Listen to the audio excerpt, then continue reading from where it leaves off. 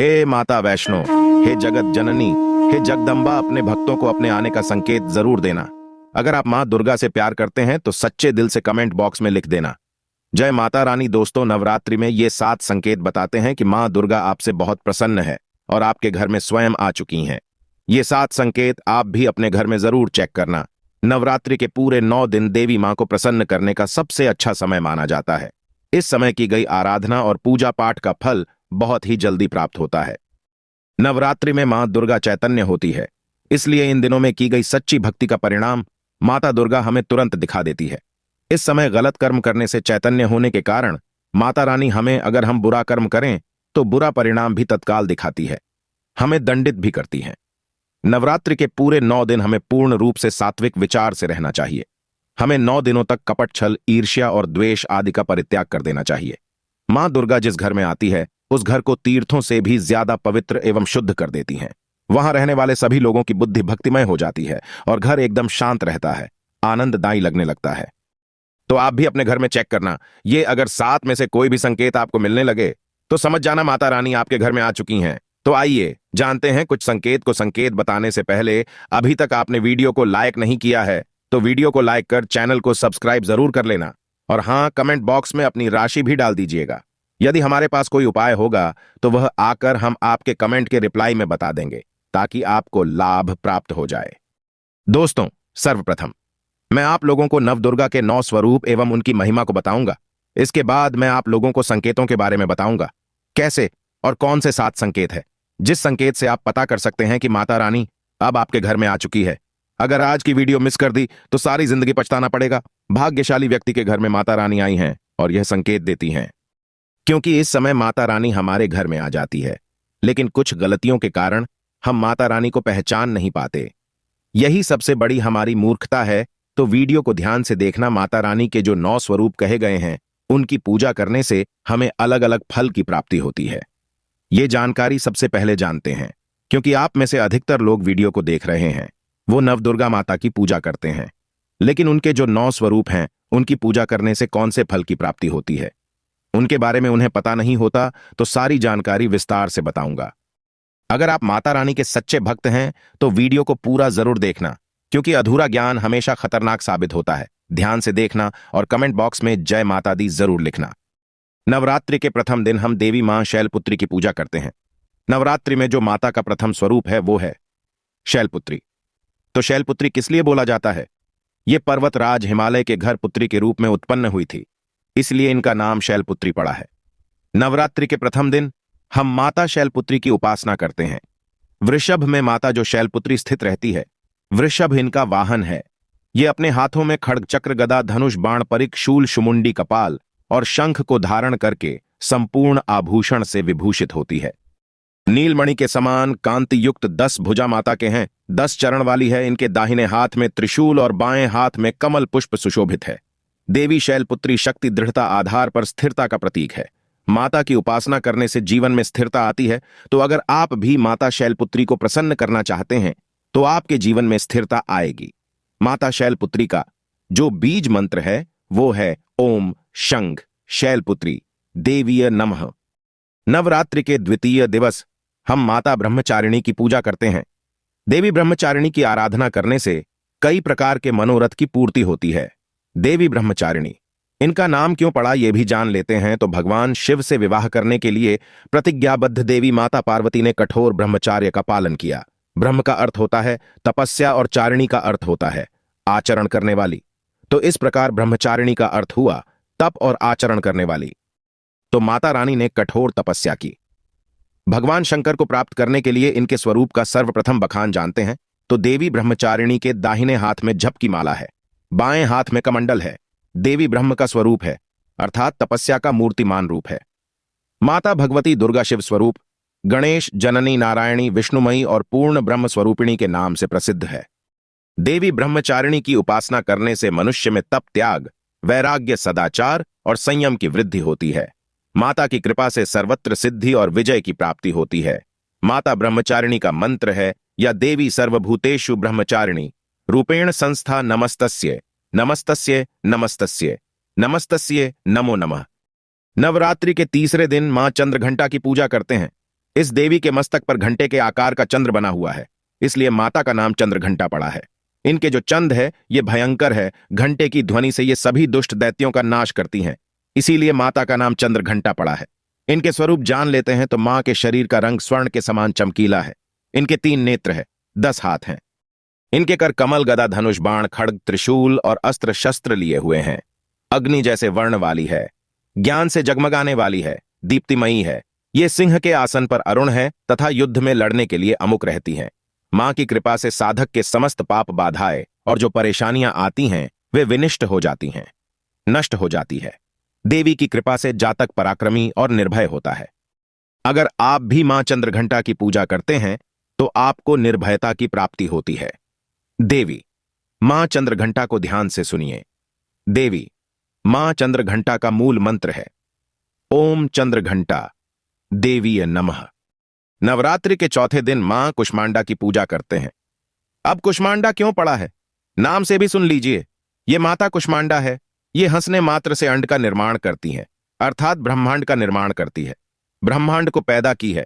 माता कुष्मांडा ही सृष्टि का जो अस्तित्व है ये हम सबके बीच में लाई हैं, क्योंकि माता ने ही सृष्टि का निर्माण किया है, इसलिए माता का नाम कुष्मांडा पड़ा है। माता रानी की 8 भुजाएं हैं और ये 8 भुजाएं कई प्रकार की हैं। अपने हाथों में 8 भुजाओं में धनुष, बाण, कमल, पुष्प, अमृत कुंड, कलश, चक्र तथा गदा रखे हुए हैं और ये सभी प्रकार की 8 प्रकार की सिद्धि को अपने हाथों में प्रदान करने वाली कही गई हैं। इनका वाहन सिंह है और कुष्मांडा माता की आराधना करने से जातक के समस्त रोग और शोक जो होते हैं मिट जाते हैं। देवी हमें आयोग, यश और बल तथा आरोग्य प्रदान करती है। माता का मूल मंत्र है ओम कुष्मांडे नमः। दोस्तों, नवरात्रि के पंचक दिवस माता स्कंदमाता की पूजा करते हैं। शैलपुत्री ने ब्रह्मचारिणी बनकर तपस्या करने के बाद भगवान शिव से विवाह किया। तदंतर स्कंद उनके पुत्र बने, अर्थात कार्तिकेय जो है उनके पुत्र बने, इसलिए माता स्कंदमाता कहलाई। स्कंद महाराज को, स्कंद भगवान को अपनी गोद में हमेशा बैठे हुए माता रहती हैं, इसलिए इनका नाम स्कंद माता पड़ा है। देखिए, मैं इनके स्वरूप का बखान करना चाहूंगा। स्कंद माता की दाहिनी भुजा में कमलबाई भुजा में वर मुद्रा है। इनकी 3 आंखें हैं, 4 भुजाएं हैं। वर्ण पूर्णतः शुभ्र कमल के समान है। ये कमल पर विराजमान के समान इनके शरीर में कांतिमयी है। इनका शरीर एकदम चमकीला है। इन्हें कई प्रकार के नामों से जाना जाता है। पद्मासन देवी भी कहते हैं। दोस्तों, अब स्कंद भगवान इनकी गोद में है, इसीलिए इन्हें स्कंद माता भी कहते हैं और इन माता की उपासना करने से समस्त इच्छा की पूर्ति होती है और परम शांति की, परम सुख का अनुभव होता है। भक्तों को अभीष्ट वस्तु की प्राप्ति ये स्वयं कराती हैं। जो भी आपको वस्तु चाहिए, इनकी पूजा करने से, आराधना करने से सभी प्रकार की वस्तु की प्राप्ति होती है, ऐश्वर्य मिलता है। दोस्तों, अगर आप मां स्कंद की पूजा करते हैं तो ऐश्वर्य की प्राप्ति होती है, सभी प्रकार की सिद्धियों की प्राप्ति होती है। माता का मूल मंत्र, बीज मंत्र ओम देवी स्कंद माताए नमः, ये माता का मूल बीज मंत्र है। दोस्तों, इसके बाद नवरात्रि के 6ठे दिन देवी कात्यायनी की पूजा करते हैं। मां दुर्गा के 6ठे रूप को मां कात्यायनी के नाम से जाना जाता है। महर्षि कात्यायन की कठिन तपस्या से प्रसन्न होकर उनकी इच्छा अनुसार उनके यहां पुत्री के रूप में पैदा हुई थी। महर्षि कात्यायन ने इनका पालन पोषण किया था, इसलिए माता का नाम कात्यायनी पड़ा है। अब इनके स्वरूप जान लेते हैं तो माता कात्यायनी का स्वरूप अत्यंत दिव्य और स्वर्ण के समान चमकीला है। ये अपनी प्रिय सवारी सिंह पर विराजमान रहती हैं। इनकी 4 भुजाएं हैं। ये भक्तों को वरदान देती हैं। इनका एक हाथ अभय मुद्रा में है, दूसरा हाथ वर मुद्रा में है और अन्य हाथों में तलवार तथा कमल फूल लिए हुए हैं। माता की भक्ति जातक को अर्थ, धर्म, काम और मोक्ष चारों फल प्रदान करती है। साधक अलौकिक तेज और प्रभाव से युक्त हो जाता है। इनकी पूजा करने के बाद माता का जो मूल बीज मंत्र है वो इस प्रकार से है ओम देवी कात्यायनी नमः। इस मंत्र से जाप करके माता को प्रसन्न कर सकते हैं। नवरात्रि की सप्तमी तिथि नवरात्रि के 7वें दिन माता कालरात्रि की पूजा करते हैं। जी हां, माता कालरात्रि की उपासना करते हैं। संपूर्ण प्राणियों की पीड़ा हरने वाली, अग्निभय, जलभय, जंतुभय, रात्रिभय को दूर करने वाली, काम, क्रोध और शत्रु का नाश करने वाली, काल की भी रात्रि विनाशनी होने से देवी का नाम कालरात्रि पड़ा है। माता के स्वरूप है। माता के शरीर का रंग काला है, बाल बिखरे हुए हैं, गले में मुंडमाला है, 3 नेत्र हैं, हाथ में गदा पकड़े हुए हैं। दाहिना हाथ पर मुद्रा में, दूसरा हाथ अभय मुद्रा में है। बाएं हाथ में लोहे का कांटा और नीचे वाले हाथ में कटार रखे हुए हैं। इनकी पूजा करने से सभी पापों से मुक्ति, दुश्मनों का नाश और तेज बढ़ता है। मां अपने भक्तों के सभी प्रकार के कष्टों और भय से मुक्त करती है। माता का जो बीज मंत्र है ओम ऐं ह्लीं क्लीं चामुंडाय विच्चय, इस मंत्र का जाप करने से माता बहुत ही प्रसन्न होती हैं। या फिर ओम कालिके नमः इस मंत्र का भी जाप कर सकते हैं। दोस्तों, नवरात्रि के अष्टमी के दिन नवरात्रि के जो अष्टम स्वरूप कही गई हैं मां महागौरी, मां दुर्गा का जो अष्टमी स्वरूप है ये महागौरी है।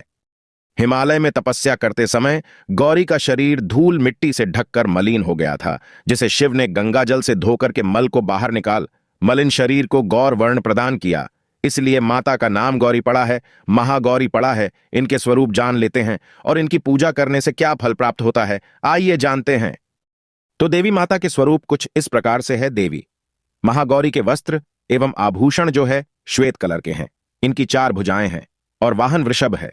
दाहिना हाथ अभय मुद्रा तथा दूसरे हाथ में त्रिशूल लिए हुए हैं। बाएं हाथ में डमरू और नीचे का बायां हाथ वर मुद्रा में है। ये सुहासिनी शांति मूर्ति और शांत मुद्रा में है। मां की कृपा से अलौकिक सिद्धि की प्राप्ति होती है। देवी महागौरी भक्तों को जो भी उनके जीवन में चल रहे कष्ट है उनको तत्काल दूर करती हैं। जो देवी मां का अष्टम स्वरूप महागौरी कहा गया है, ये सभी देवियों की तुलना में सबसे जल्दी प्रसन्न होती है। और अगर आप जल्दी प्रसन्न करना चाहते हैं देवी नवदुर्गा के स्वरूप में किसी भी देवी को, तो आप महागौरी की पूजा करना शुरू कर दीजिए। इनकी पूजा करने से ये तत्काल प्रसन्न होती है।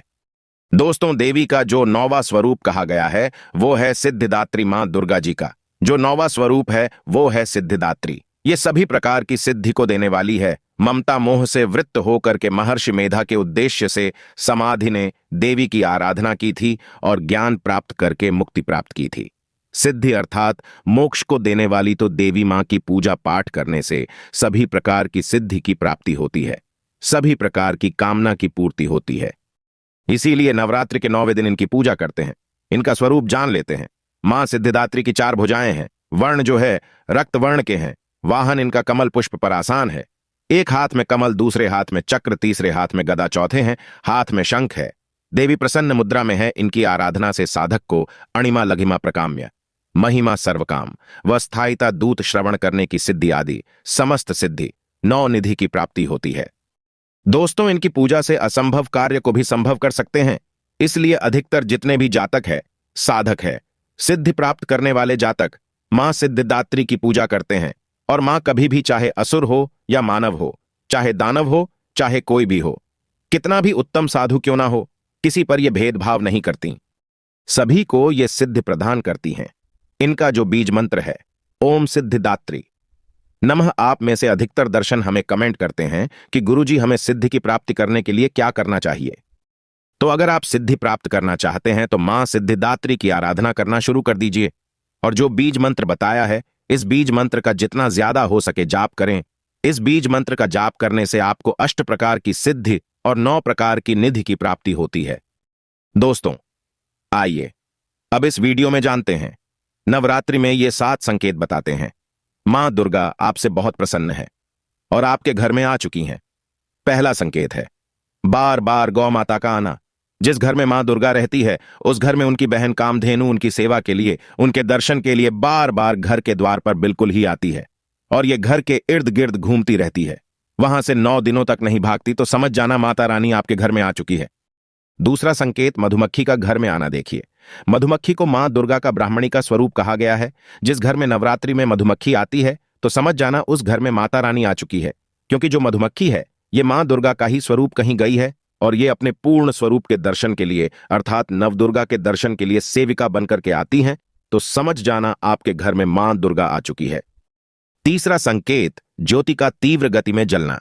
जी हां, अगर आपने अपने घर में माता रानी की प्रसन्नता के लिए भक्ति प्राप्त करने के लिए ज्योति स्थापित करके रखी है और अगर ज्योति की लौ तीव्र गति से जल रही है तो समझ जाना ज्योति के समक्ष स्वयं माता रानी खड़ी है और आपको भी अंतरात्मा से माता रानी के होने का एहसास होगा। तो इन संकेत से भी पता कर सकते हैं कि माता रानी आपके घर में आ चुकी है। चौथा संकेत नवरात्रि में दीपक की बाती में फूल का बनना।